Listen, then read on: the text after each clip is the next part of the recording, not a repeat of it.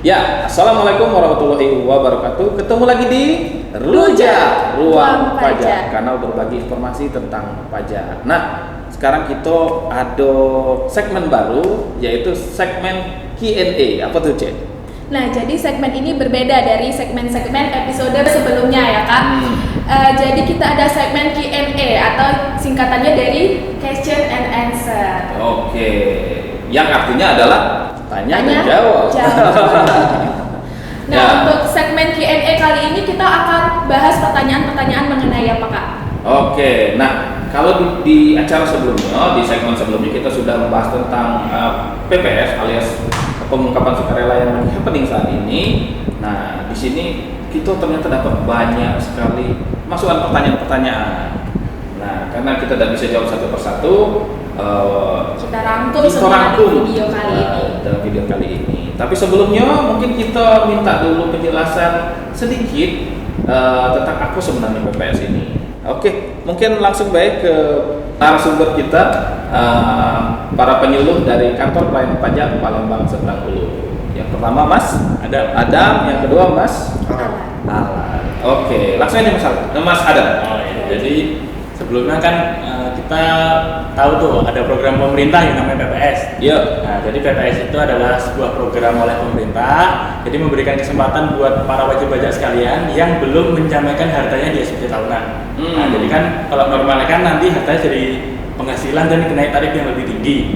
Nah, jadi di PPS ini nanti wajib pajak dikenai tarif yang lebih rendah. Jadi manfaatnya tersebut ya. Oke. Jadi intinya kalau misalnya masih ada wajib pajak yang belum melaporkan hartanya dengan benar di SPT yang sebelumnya, maka diminta untuk melakukan pengungkapan secara sukarela dengan membayar semacam tebusan tebusan yang berupa PPh finalnya gitu, dengan tarif yang tertentu.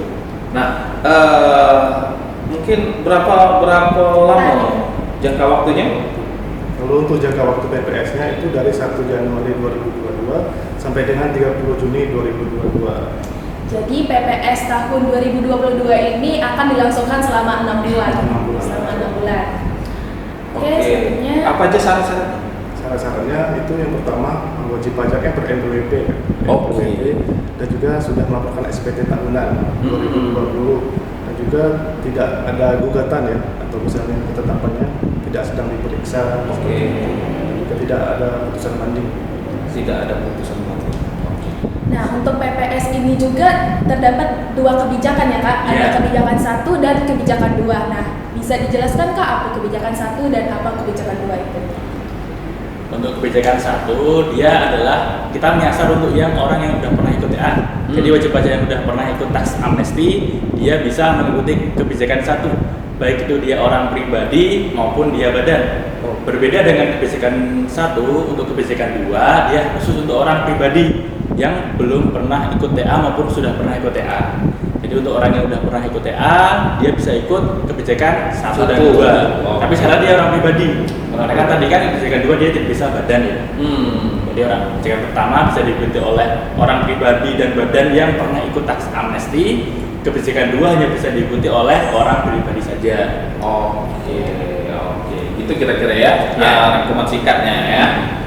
Mungkin kalau yang pengen informasinya lebih lengkap bisa ke www.pajak.go.id/PPS ya. PPS itu. Nah, langsung mungkin Eci kita ke pertanyaan-pertanyaan yang sudah kita kumpulkan ya. Oke, jadi kita langsung saja jawab pertanyaan. Pertanyaan pertama ini untuk Kak Adam. Apakah wajib pajak dapat melakukan pembetulan SPPH setelah periode PPS berakhir? Nah, mungkin yang pertanyaan ini, misalnya UIP itu sudah menyampaikan SPPH ya, ketika jangka waktu PPS. Apakah dia masih bisa membetulkan ketika PPS itu telah berakhir ya? Jawabannya tidak bisa. Jadi wajib pajak harus benar-benar mengungkapkan dengan benar-benar sampai dengan batas waktu PPS itu berakhir 30 Juni 2022. Jadi kalau setelah pengungkapan itu ada yang salah-salah, itu sudah tidak bisa dibetulkan lagi. Ya, pokoknya maksimal 30 Juni itu sudah menyampaikan SPPH dengan benar.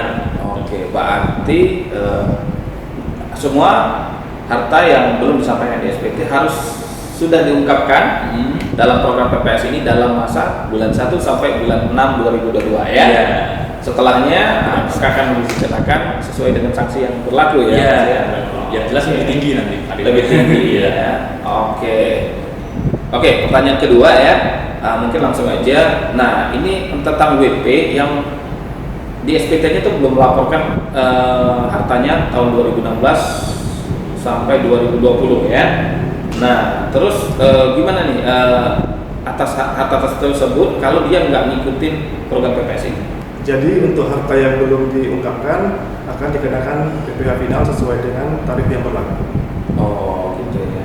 Jadi nanti harta yang belum dilaporkan itu akan dianggap penghasilan ya.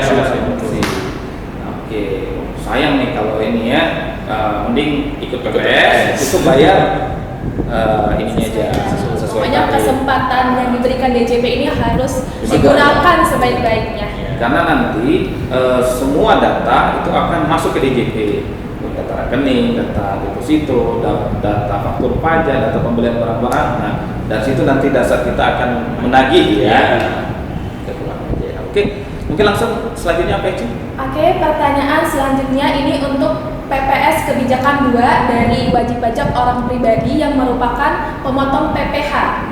Pertanyaannya, apakah masih diperkenankan pembetulan SPT masa PPN dan SPT masa PPh Potput untuk tahun pajak 2016 sampai dengan 2020? Jadi untuk SPT yang dikunci di PMK 196, jadi hanya untuk SPT tahunan 2020. Jadi selain SPT tahunan 2020 itu, apabila WP menyampaikan pembetulan itu masih dianggap. Jadi masih bisa menyampaikan SPT pembetulan. Contohnya tadi SPT masa PPN, SPT masa PPh Potput, pasal 21 23 itu masih diperkenankan untuk disampaikan pembetulan. Oke, jadi intinya SPT yang tidak bisa dilakukan pembetulan lagi itu cuma untuk SPT tahun Tahunan. 2020. Iya, tahunan betul. Jadi kalau SPT tahunan 2016 sampai 2000 berapa tadi?